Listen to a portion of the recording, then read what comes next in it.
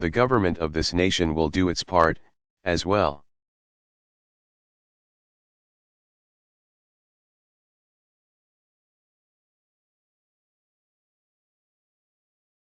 Our cities must have clear and up-to-date plans for responding to natural disasters.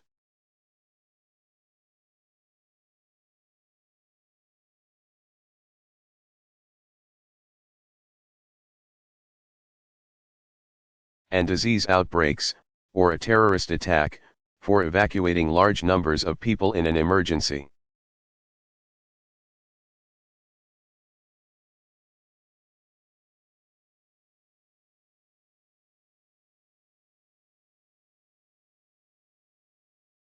And for providing the food and water and security they would need.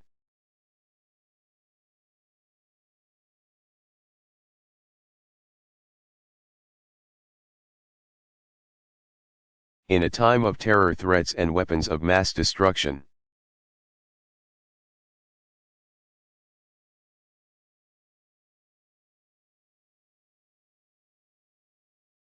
The danger to our citizens reaches much wider than a fault line or a floodplain.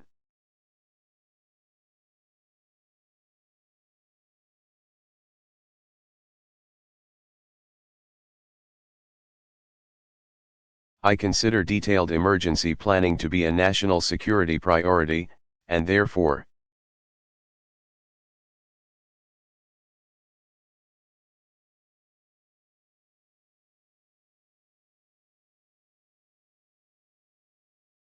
I've ordered the Department of Homeland Security to undertake an immediate review.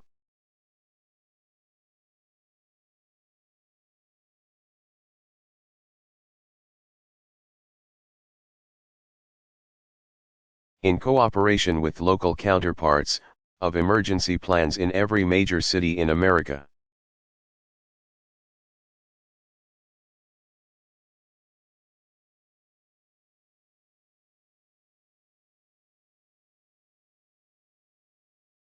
I also want to know all the facts about the government response to Hurricane Katrina.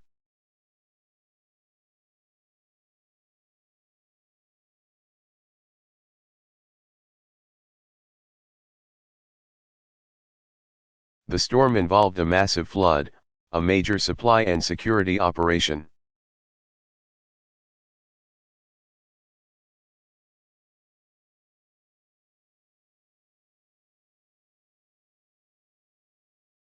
And an evacuation order affecting more than 1 million people.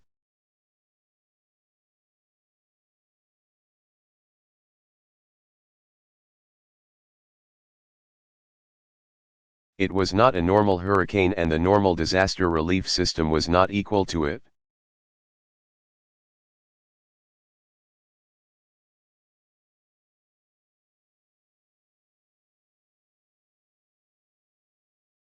Many of the men and women of the Coast Guard, the Federal Emergency Management Agency,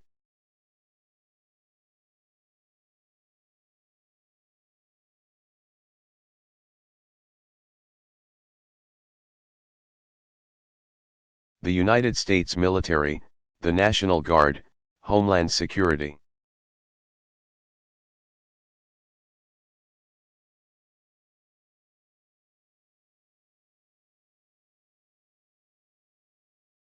and state and local governments performed skillfully under the worst conditions.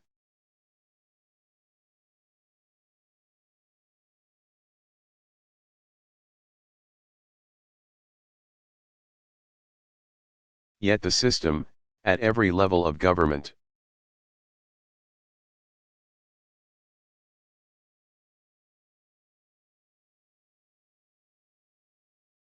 was not well coordinated, and was overwhelmed in the first few days.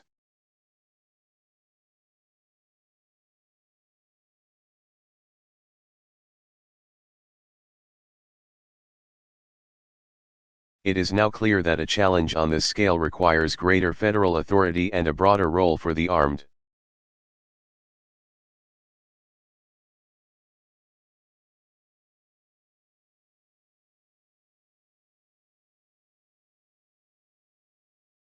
forces the institution of our government most capable of massive logistical operations on a moment's notice.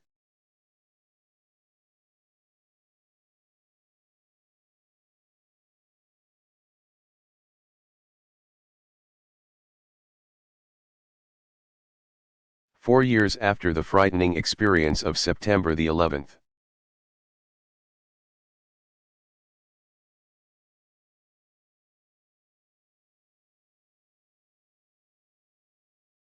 Americans have every right to expect a more effective response in a time of emergency.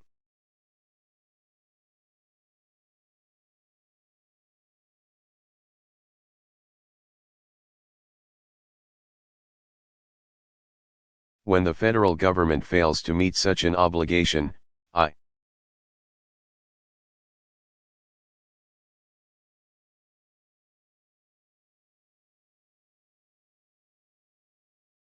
as President, am responsible for the problem, and for the solution.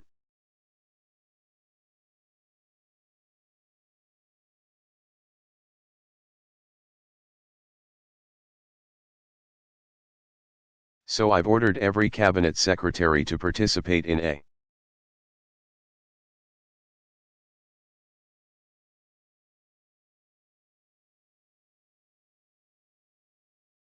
comprehensive review of the government response to the hurricane.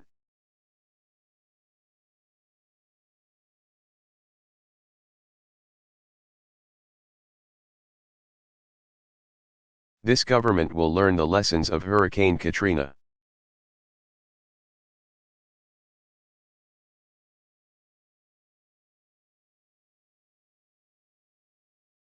We're going to review every action and make necessary changes.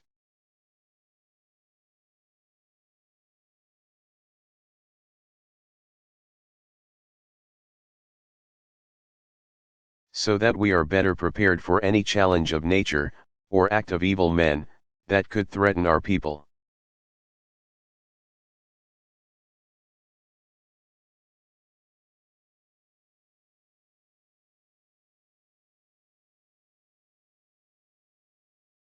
The United States Congress also has an important oversight function to perform.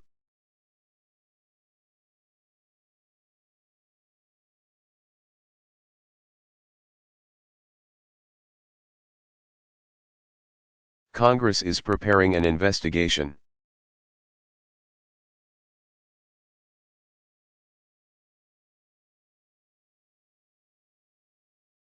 And I will work with members of both parties to make sure this effort is thorough.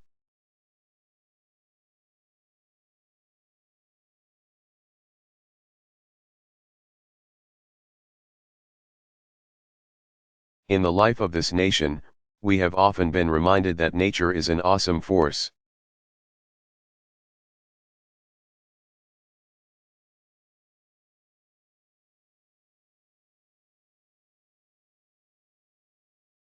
And that all life is fragile.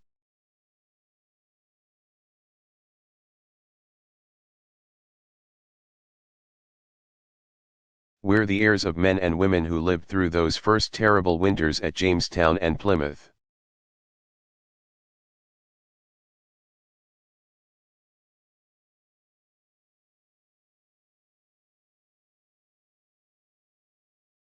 Who rebuilt Chicago after a great fire.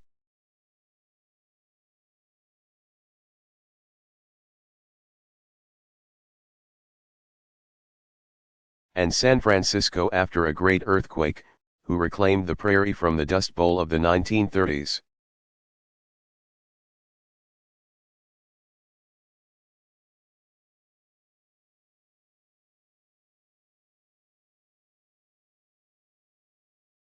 Every time, the people of this land have come back from fire, flood, and storm to build anew.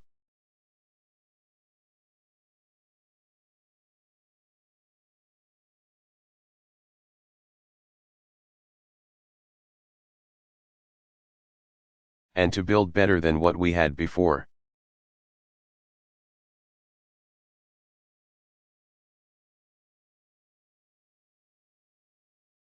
Americans have never left our destiny to the whims of nature, and we will not start now.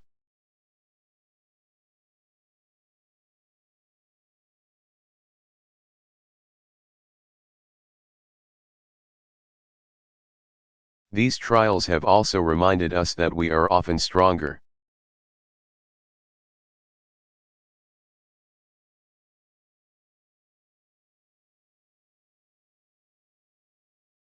than we know with the help of grace and one another.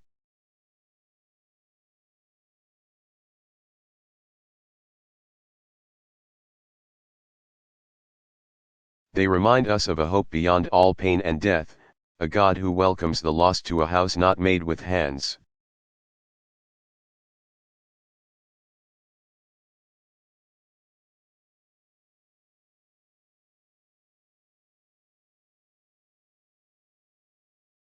And they remind us that we're tied together in this life.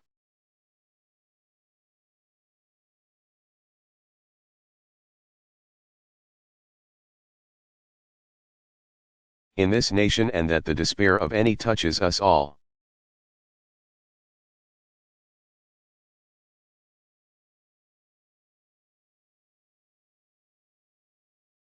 I know that when you sit on the steps of a porch where a home once stood,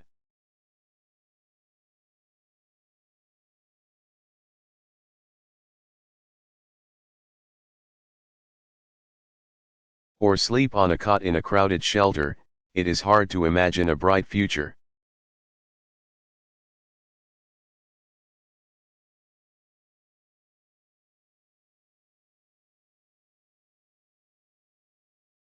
But that future will come. The streets of Biloxi and Gulfport will.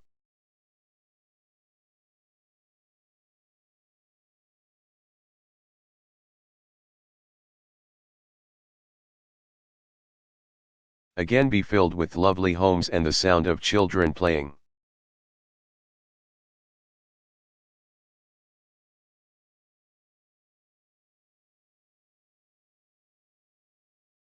The churches of Alabama will have their broken steeples mended and their congregations whole.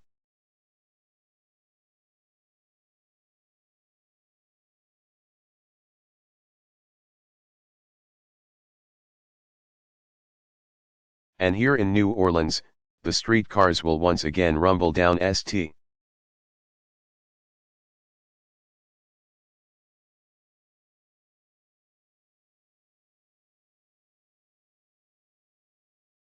Charles, and the passionate soul of a great city will return.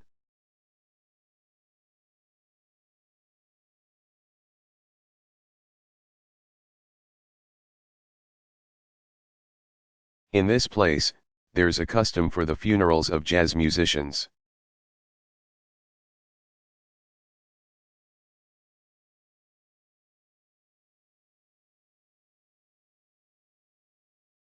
The funeral procession parades slowly through the streets.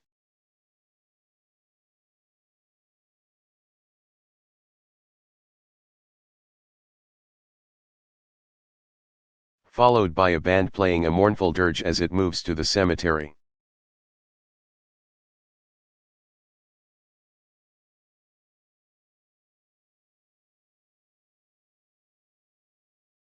Once the casket has been laid in place,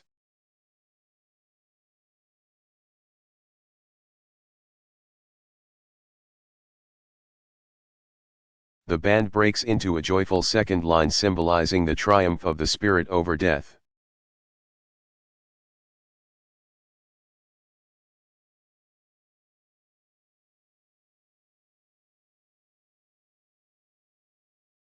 Tonight the Gulf Coast is still coming through the dirge, yet we will live to see the second line.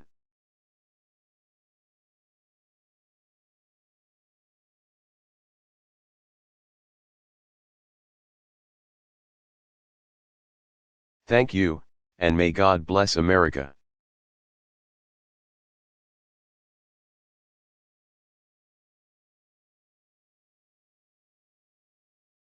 George W.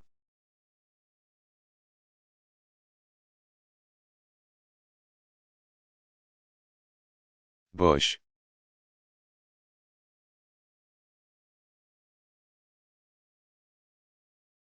On the war in Iraq after 5 years.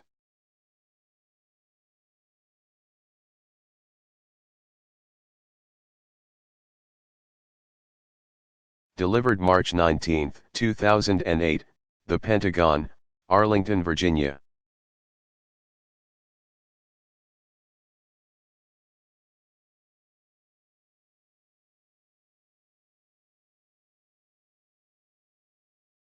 Thank you all.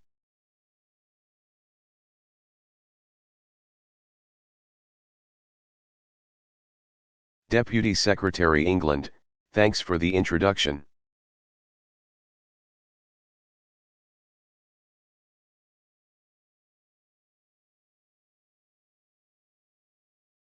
One boss may not be here, but the other one is. I appreciate your kind words.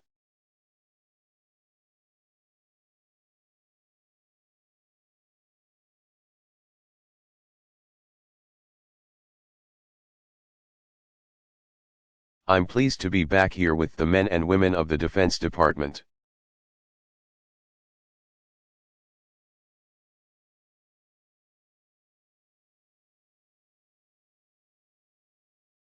On this day in 2003, the United States began Operation Iraqi Freedom.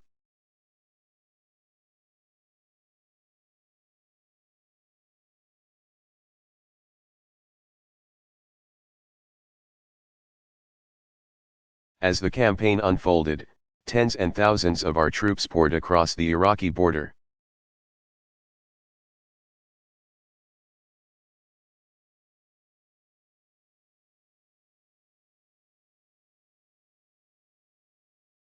To liberate the Iraqi people and remove a regime that threatened free nations.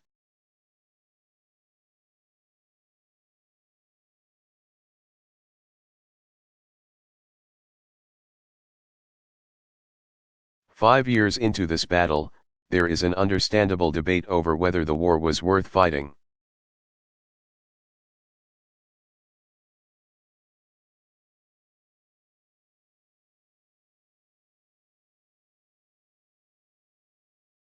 Whether the fight is worth winning, and whether we can win it.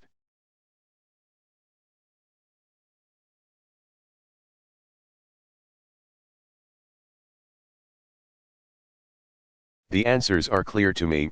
Removing Saddam Hussein from power was.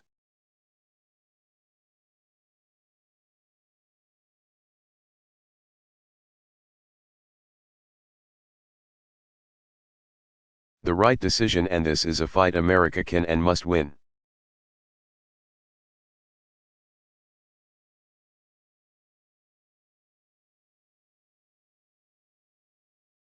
The men and women who crossed into Iraq 5 years ago removed a tyrant.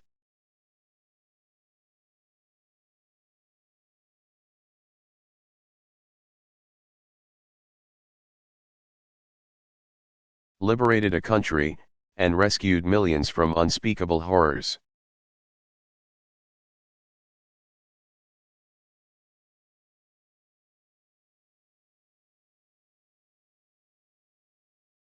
Some of those troops are with us today, and you need to know that the American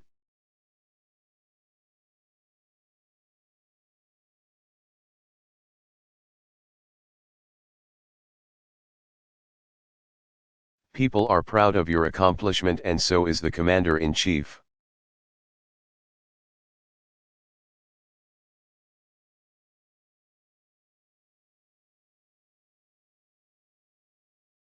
I appreciate Admiral Mullen, the Joint Chiefs who are here.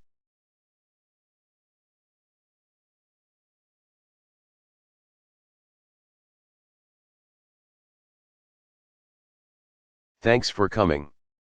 Secretary Donald Winter of the Navy. Deputy Secretary of State John Negroponte is with us.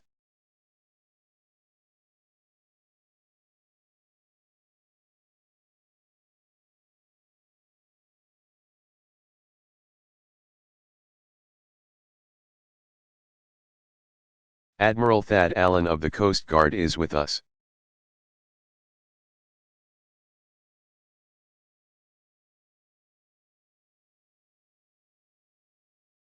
Ambassador from Iraq is with us. Mr.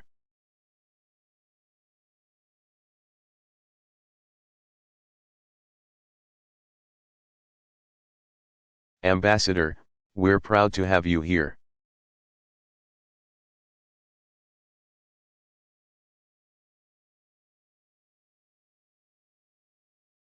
Soldiers, sailors, Marines, airmen, and coastmen, Coast Guardmen sick.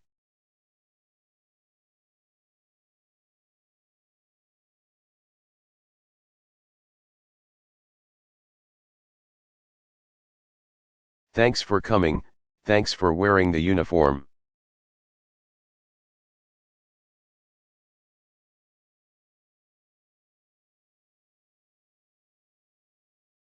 Men and women of the Department of State are here as well.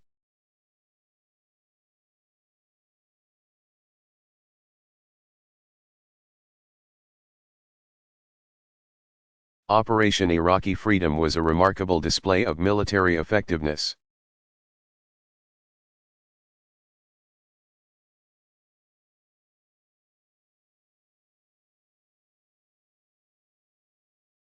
Forces from the UK, Australia, Poland, and other allies joined our troops in the initial operations.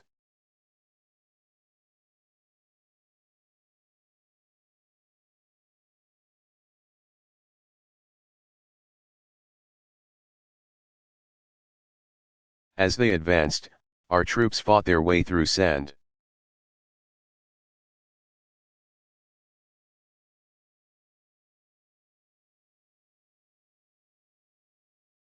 Storms so intense that they blackened the daytime sky.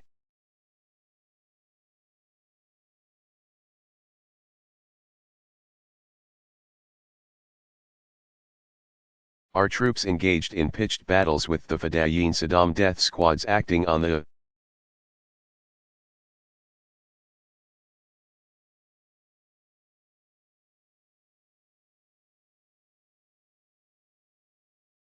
orders of Saddam Hussein that obeyed neither the conventions of war nor the dictates of conscience.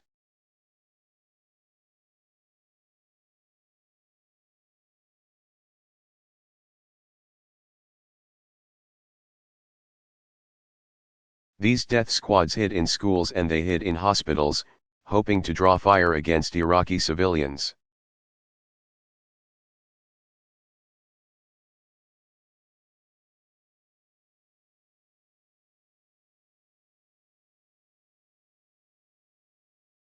They used women and children as human shields.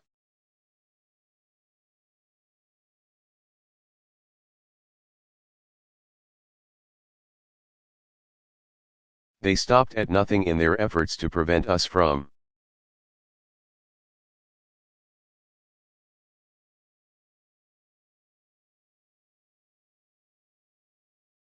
prevailing, but they couldn't stop the coalition advance.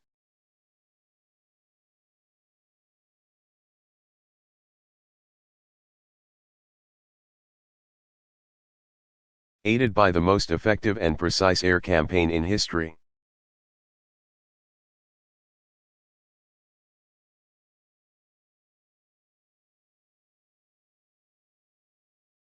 coalition forces raced across 350 miles of enemy territory, destroying Republican Guard divisions, pushing through the Karbala Gap.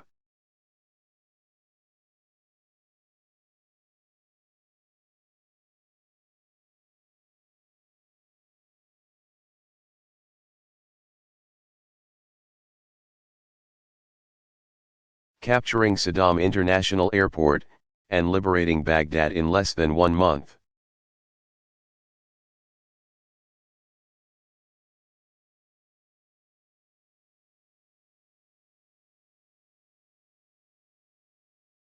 Along the way, our troops added new chapters to the story of American military heroism.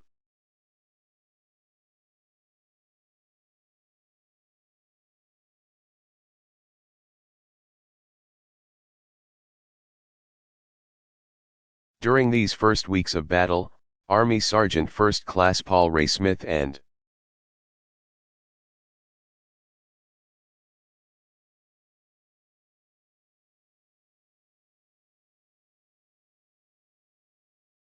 his troops came under a surprise attack by about 100 Republican Guard forces.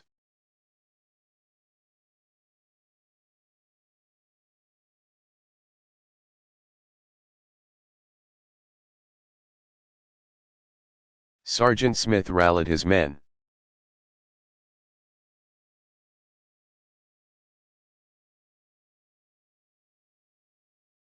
He led a counterattack, killing as many as 50 enemy soldiers before being fatally wounded.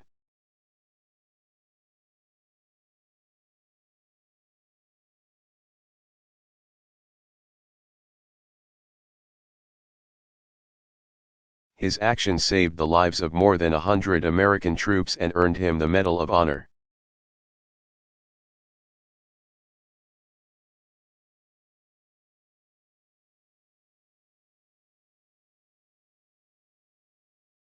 Today, in light of the challenges we have faced in Iraq,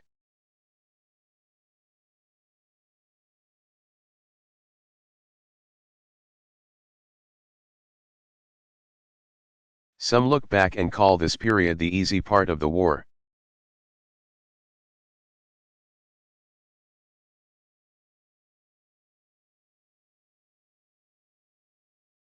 Yet there was nothing easy about it.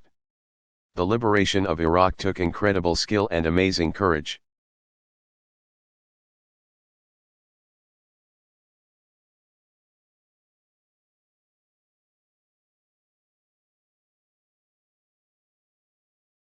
And the speed, precision and brilliant execution of the campaign.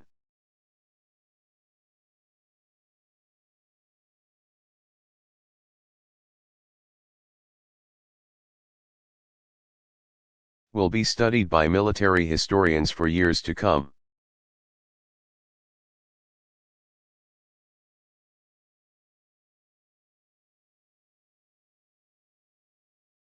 What our troops found in Iraq following Saddam's removal was horrifying.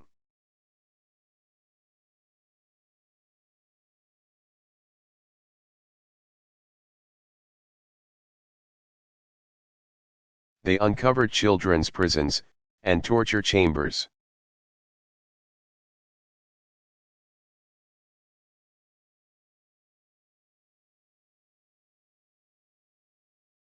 And rape rooms where Iraqi women were violated in front of their families.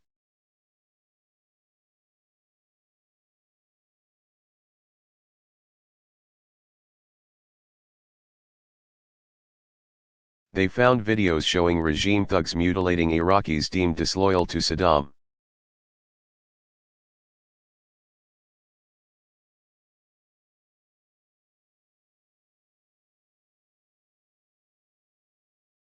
And across the Iraqi countryside they uncovered mass graves of thousands executed by the regime.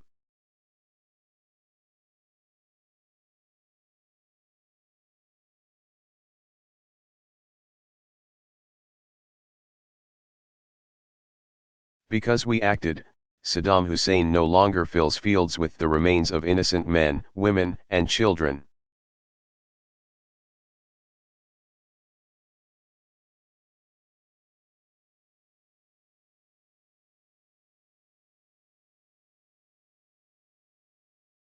Because we acted, Saddam's torture chambers and rape rooms and children's prisons have been closed for good.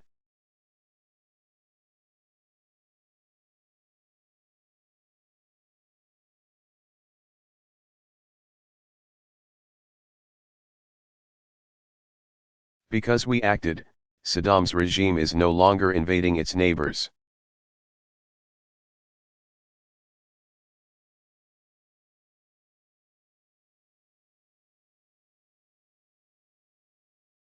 Or attacking them with chemical weapons and ballistic missiles.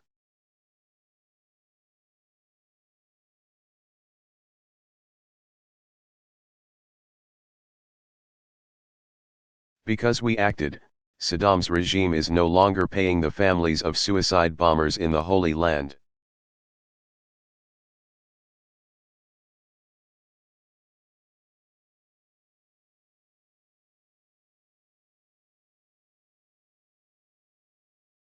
Because we acted, Saddam's regime is no longer shooting at American and British.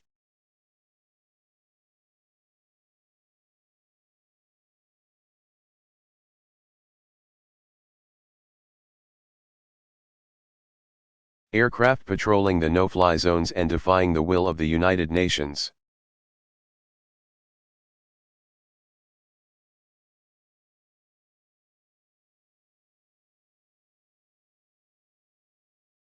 Because we acted, the world is better and United States of America is safer.